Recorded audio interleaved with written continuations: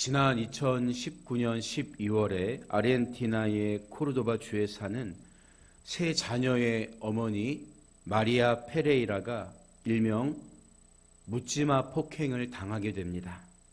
쓰러지면서 머리를 바닥에 부딪혔고 이내 의식을 잃어버렸지요.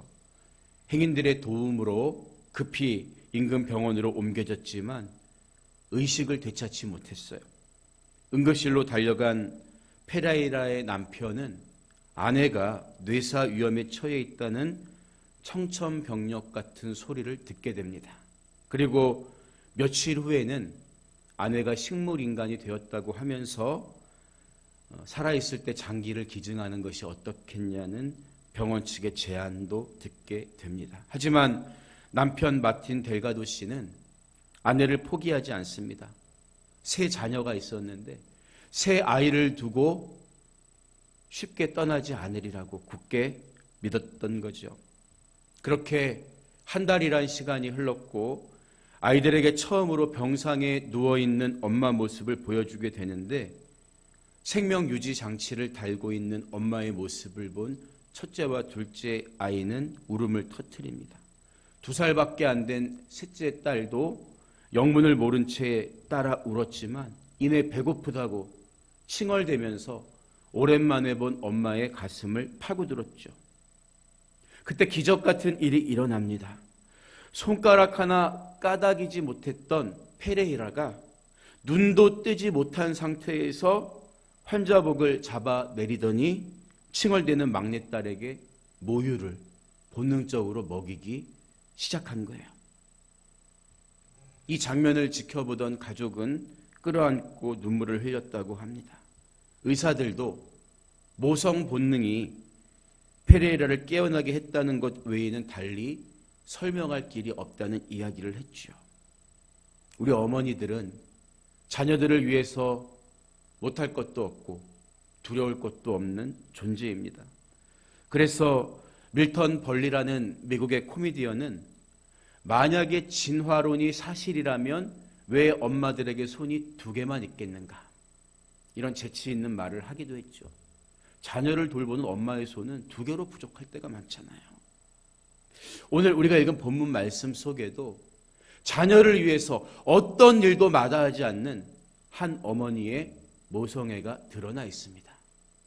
우리가 비록 남성, 여성, 성별은 다르지만 이런 어머니의 심정으로 영혼을 품고 사랑할 때 우리도 주님의 뒤를 따르는 제자의 삶을 살 수가 있다는 거죠. 오늘 본문 21절을 보면요. 예수께서 거기서 나가서 두로와 시돈 지방으로 들어가시니 이 말로 시작하고 있어요.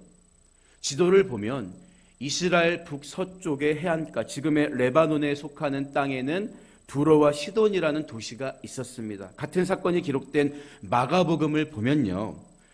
예수님께서 두로 지방으로 가셨다고 기록되어 있는데 시돈이 두로보다 더 북쪽에 있었기 때문에 예수님 일행이 먼저 지나가게 된 도시는 당연히 두로였다는 거죠.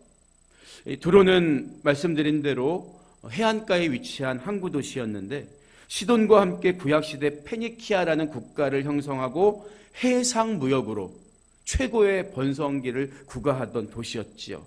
또한 이곳은 우리가 성경에서 자주 접하게 되는 우상 가운데 하나 바알 우상 숭배의 본거지였습니다. 이 지역 출신의 이세벨이 북이스라엘의 아합 왕에게 시집 올 때 바알 신을 들여오면서 북이스라엘의 우상 숭배가 가속화되기도 했지요. 하지만 훗날 페르시아에게 멸망당한 뒤 두로 사람들은 사방으로 흩어지게 되었고 다시 로마의 지배를 받는 작은 항구 도시로 전락하게 됩니다. 그런데 예전에 예수님이 이 두로 지역에 대해서 언급하신 적이 있었죠.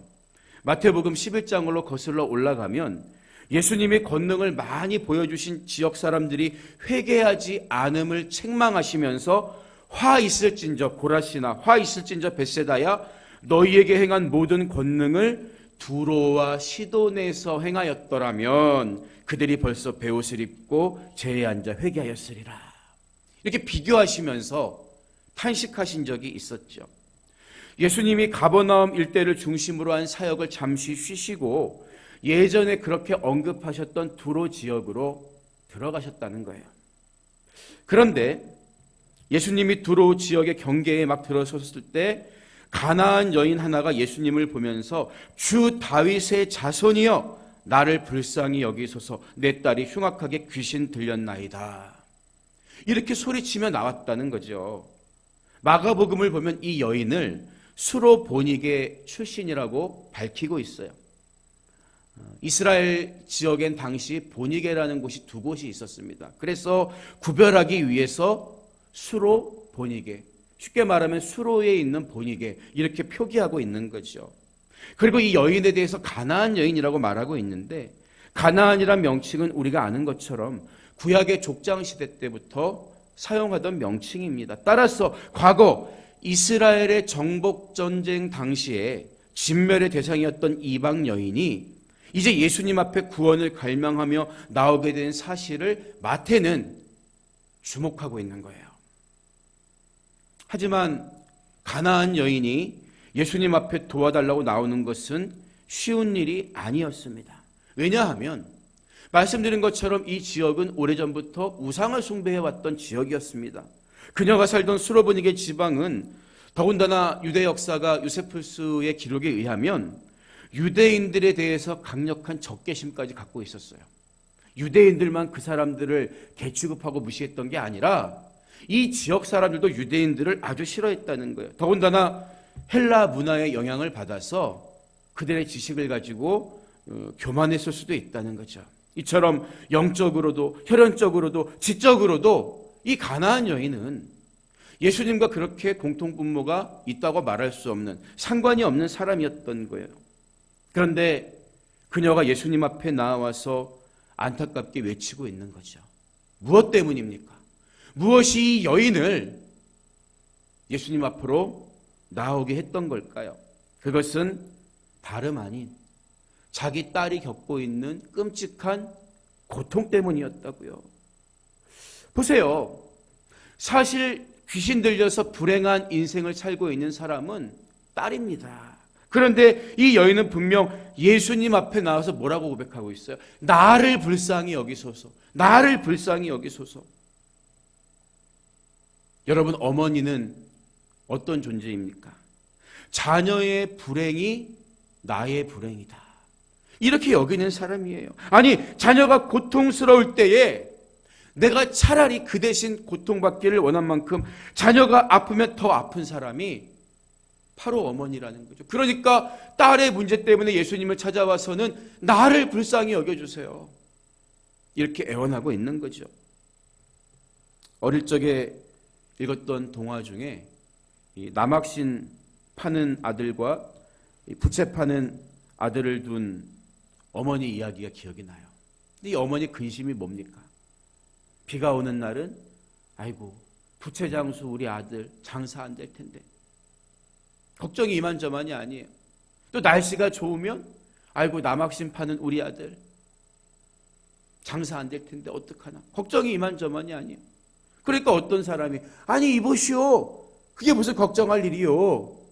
맑은 날에는 아이고 부채장수 아들 장사 잘 되겠다 기뻐하시고, 비 오는 날에는 아이고 남학신 파는 장수 아들 장사 잘 돼서 잘 됐다 기뻐하시면 될 것 아닙니까? 그런 이야기가 있죠. 그런데요, 이게 쉽지가 않죠.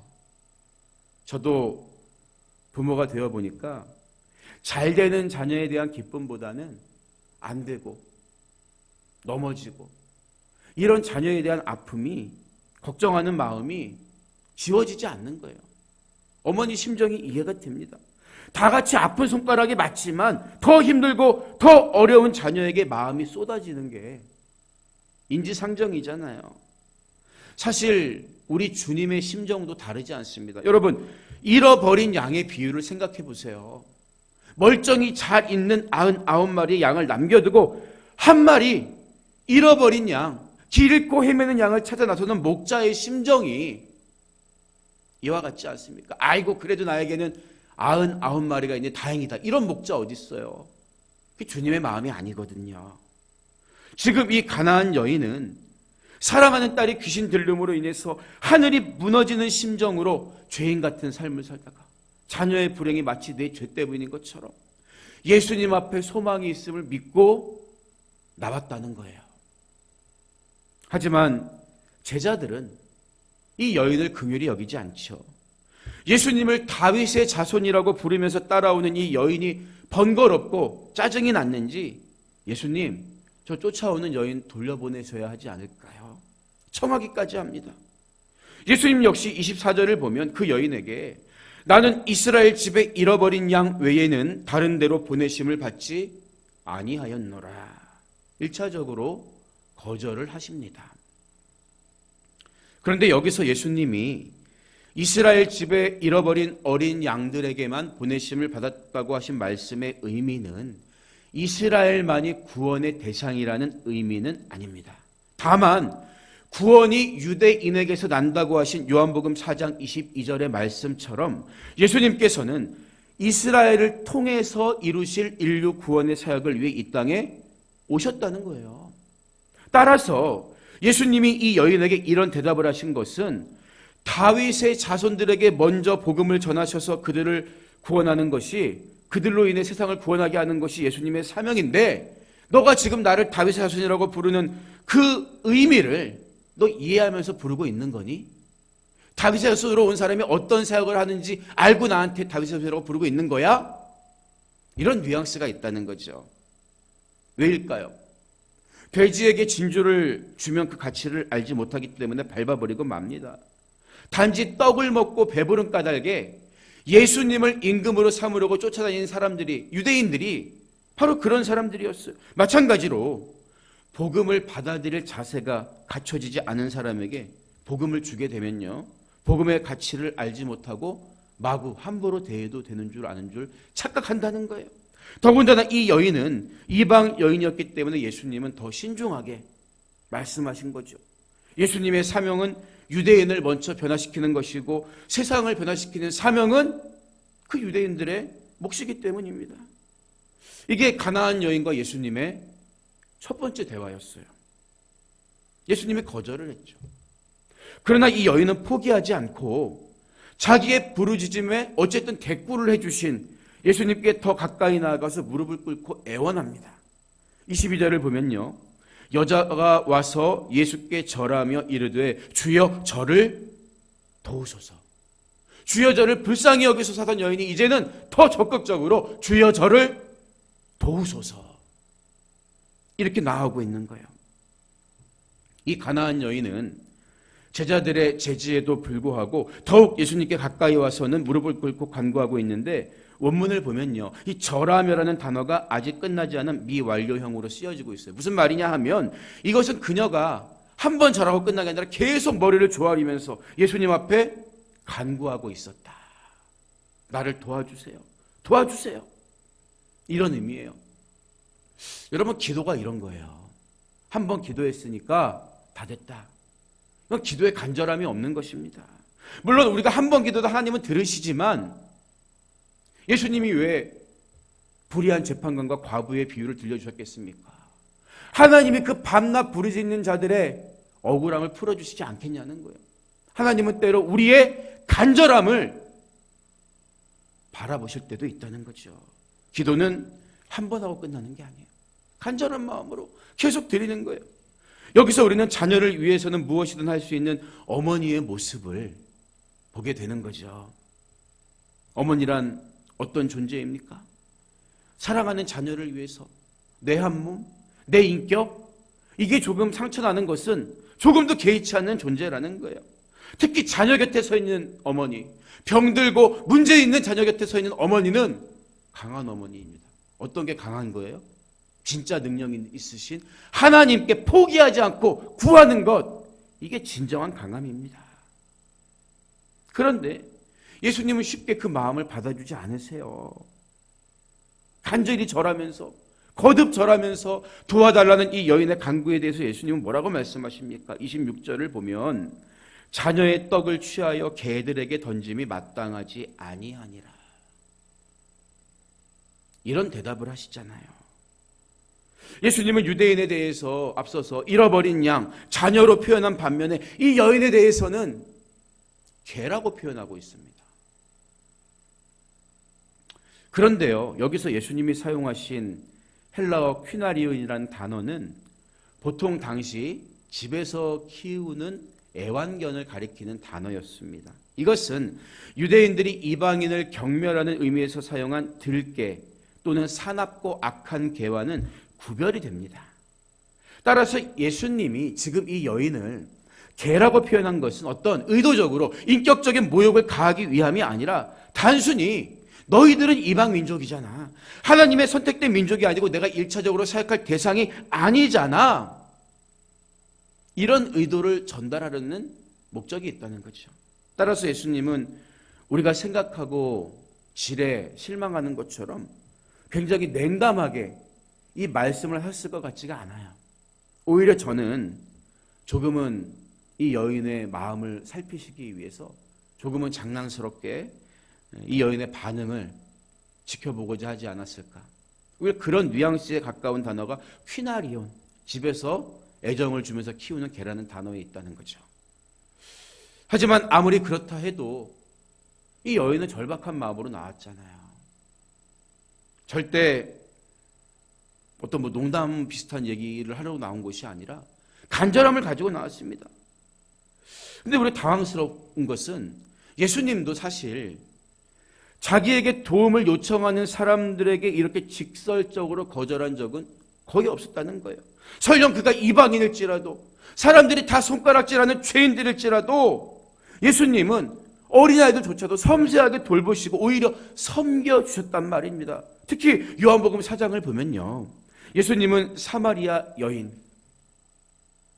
복잡한 삶을 살았던 사마리아 여인의 영적인 문제도 진실하게 도와주셨을 뿐만 아니라 가늠하다 현장에서 붙잡힌 여인도 나도 너를 정죄하지 아니하노니 가서 다시는 죄를 범하지 말아라 품어주신 거예요. 약하고 소외된 자들일수록 더 따뜻하게 대해주신 분이 예수님이었잖아요. 하지만 여기서 예수님이 왜 그런 말씀을 하셨지? 이것을 꼬치꼬치 따지는 것은 그렇게 좋은 질문이라고 볼 수는 없어요. 왜냐하면 예수님은 목적이 선하고 방법도 선하신 분이시기 때문입니다. 고의로 우리를 시험하는 것을 즐거워하시는 분이 아니라는 거예요.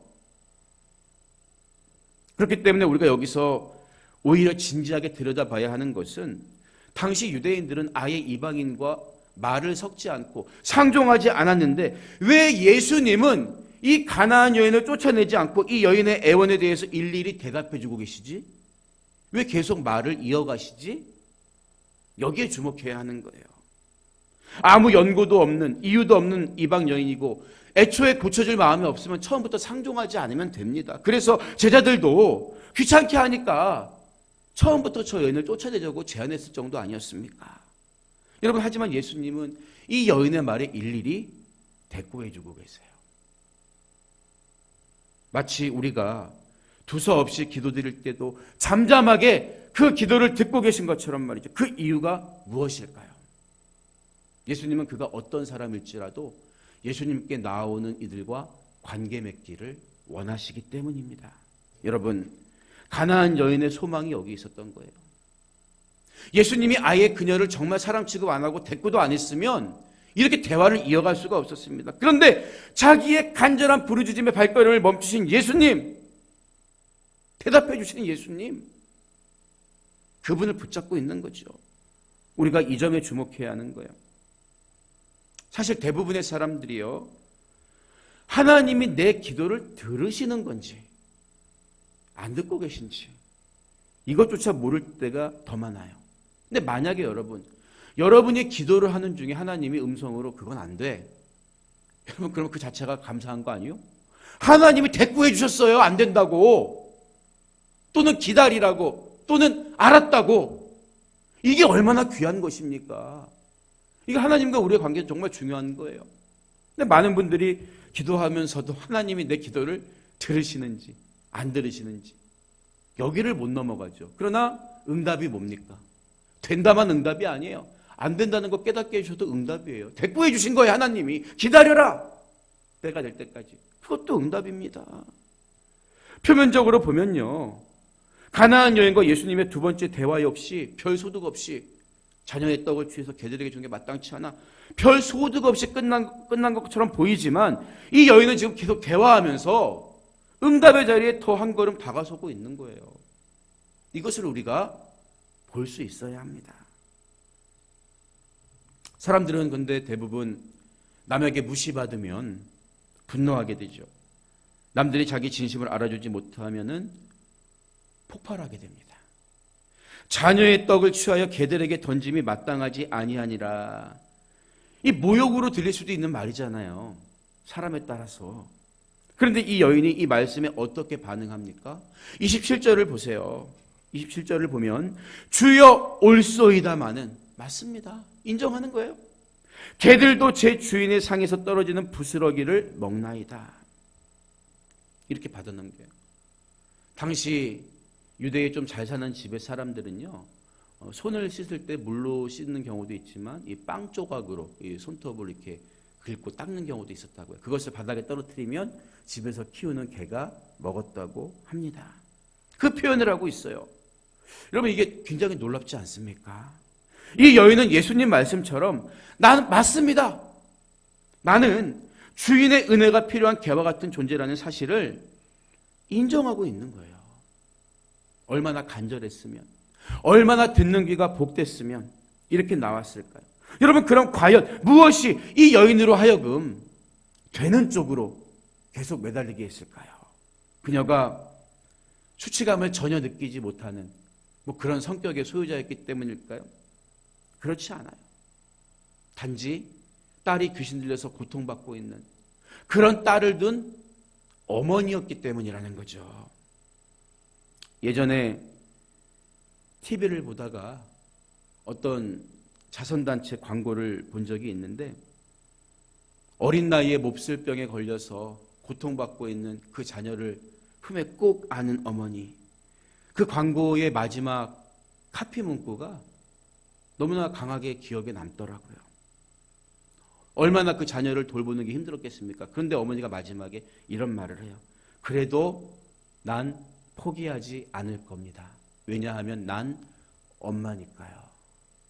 엄마니까요. 여러분, 그렇습니다. 어머니란 자녀를 위해서 끝까지 포기할 수 없는 존재입니다. 사실 예수님이 수로보니게 여인을 향해서는 개라고 표현했지만 유대인들을 향해서는 마귀의 자식들이라고까지 책망하신 적도 있어요. 근데 여기에는 한 가지 공통점이 있습니다. 마귀의 자식이든 개이든 모든 죄인은 하나님의 은혜가 없이는 살 수 없는 똑같은 존재라는 사실이죠. 모든 인간이 다 그렇습니다. 그래서 찬송가 중에 영국의 아이작 와츠 목사님이 작사한 웬 말인가 날 위하여 주 돌아가셨나 이 벌레 같은 날 위해 큰애 받으셨네, 이런 가사의 곡이 있죠. 저는 처음 이 찬송을 부를 때 아무리 그래도 벌레만도 못하다고까지 고백해야 하나, 이런 생각이 솔직히 들었던 적이 있어요. 그런데 은혜를 받고 난 후에는 수없이 쓰러지고 넘어지기를 반복하는 제 자신을 보면서 하나님의 그 사랑 앞에 나는 벌레만도 못하다는 생각을 하게 된 적이 한두 번이 아니죠. 정말 벌레만도 못한 나를 위해서, 우리를 위해서 하나님의 독생자가 죽으신 것입니다. 따라서 우리가 기억해야 하는 사실은 우리 모두는 결코 하나님의 은혜 없이는 살 수 없는 사람들이라는 거예요. 우리는 끝까지 그 은혜를 향해 달려가야 하는 것입니다. 끝까지 포기하지 않은 가나안 여인과의 세 번째 대화 속에서 예수님은 비로소 이렇게 말씀하세요. 여자여, 내 믿음이 크도다. 내 소원대로 되리라. 예수님 이 말씀하고 싶으셔서 이 여인과 계속 응답하시고 대꾸하시면서 대화를 이어가신 거죠. 여러분, 그렇습니다. 자녀의 불행을 나의 불행으로 여기면서 자녀의 문제를 위해 기꺼이 주님 앞에 무릎을 꿇고 어떤 난관 앞에도 포기하지 않았던 가나안 여인의 문제가 비로소 응답받게 되었다는 거예요. 오늘 말씀을 마무리합니다.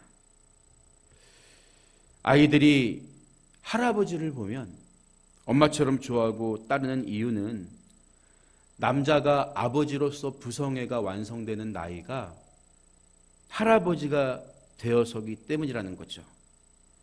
남자는 여자들과 달리 아이를 직접 잉태하지 않습니다.